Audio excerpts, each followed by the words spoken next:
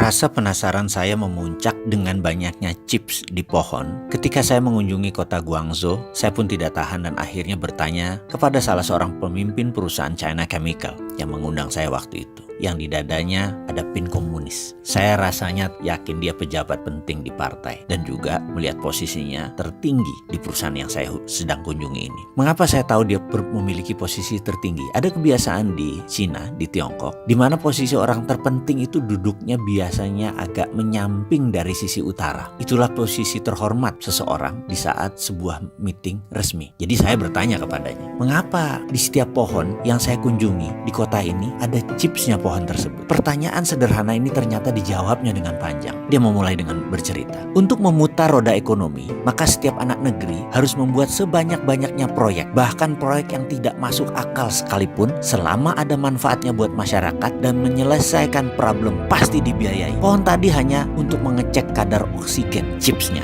dan data minor lainnya, namun nampaknya penting.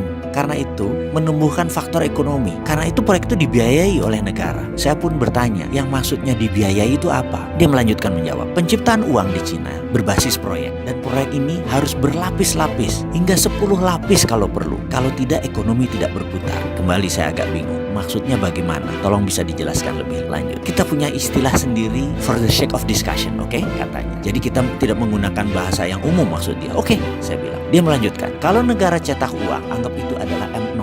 Lalu uang tersebut diberikan kepada bank, jadi M1.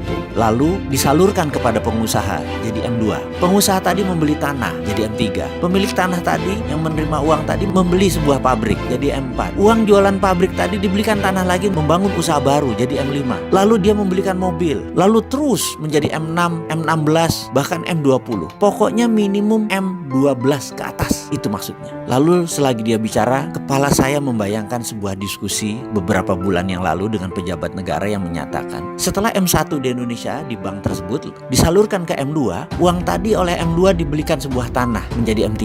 Lucunya M3 tadi sudah balik lagi ke bank, jadi M4-nya balik ke bank. Pemilik M3 tadi setelah menerima uang hanya duduk-duduk makan bunga bank saja, belanja-belanja cantik, duduk-duduk cantik, itu aja sudah, nggak ada lagi yang lain. Bagaimana ekonomi bisa muter kalau M-nya di bawah 5? Si pejabat tadi melanjutkan pembicaraannya yang membuyarkan lamunan saya. Dia melanjutkan, karena itu dalam strategi memprint money, di mana di Cina berbasis proyek, proyeknya harus berlapis-lapis, jangan satu lapis. Juga kita harus membangun budaya berbisnis. Negara harus melonggarkan banyak aturan, namun tetap dikawal ketat uangnya. Saya kembali melamun ke Indonesia. Bagaimana kalau Indonesia membuat grand plan strategi nasional ini, melibatkan proyek berlapis-lapis lebih dari 10?